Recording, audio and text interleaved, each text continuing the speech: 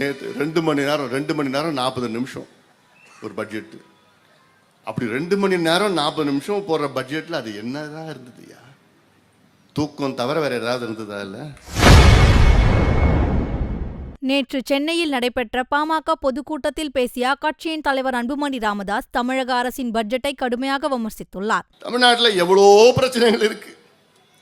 பட்ஜெட்டை பற்றி பேசுனா நீங்க எல்லாம் தூங்க ஆரம்பிச்சுடுவீங்க. என்னடா இந்த கணக்கு, இந்த எண்ணிக்கை, இப்படி அப்படிலாம் எல்லாம் சட்டசபையில் தூங்குறாங்க பாரு. அதே மாதிரிலாம் நீங்களாம் தூங்க வேண்டாம். அமைச்சர்களே தூங்குறாங்களா? அதான் பார்த்தேன். நேற்று 2 மணி நேரம் 40 நிமிஷம் ஒரு பட்ஜெட்டு. அப்படி 2 மணி நேரம் 40 நிமிஷம் போடுற பட்ஜெட்டில் அது என்னதான் இருந்ததுயா?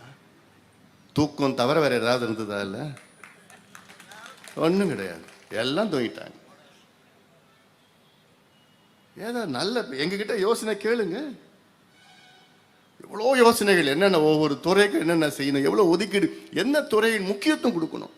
கல்வித்துறை, சுகாதாரத்துறை, வேளாண் துறை, 3 துறைகள் மிக முக்கியமான துறை. அந்த இதில் தான் முக்கியத்துவம் கொடுங்க. இதில் தான் அதிக நிதி ஒதுக்கீடு செய்யணும்னா ஒன்றும் கிடையாது. கல்வி கல்வி கல்வின்னு பேசிட்டு இருக்கிறாங்களே. கடந்த ஆண்டுக்கும் இந்த ஆண்டுக்கும் பட்ஜெட் கல்வித்துறைக்கு என்ன, பள்ளி கல்வித்துறைக்கு எவ்வளோ அதிகமாக பட்ஜெட் போட்டிருக்காங்க? கூடுதலாக 2000 கோடி கொடுத்துருக்காங்க. போதுமா?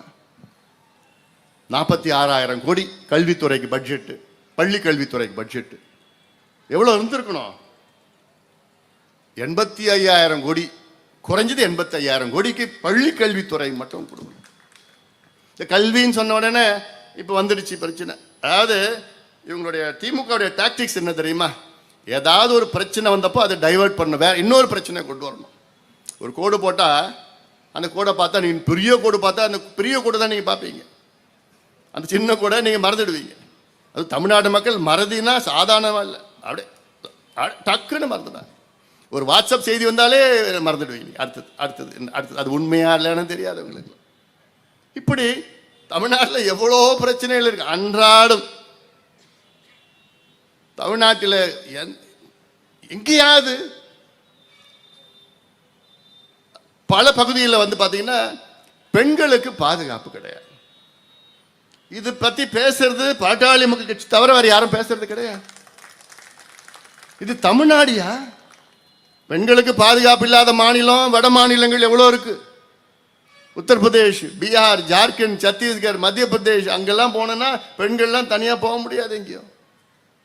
அந்த மாநிலத்தில் தான் பெண்கள் வந்து கூட்டு பாலியல் வன்கொடுமை எல்லாம் கேள்விப்பட்டிருக்கிறோம். கொடூரமான முறையில் எல்லாம் கேள்விப்பட்டிருக்கிறோம். செய்திகளை உள்ளது உள்ளபடி தெரிந்து கொள்ள ரெஃப்ளெக்ட் நியூஸை சப்ஸ்கிரைப் பண்ணுங்க.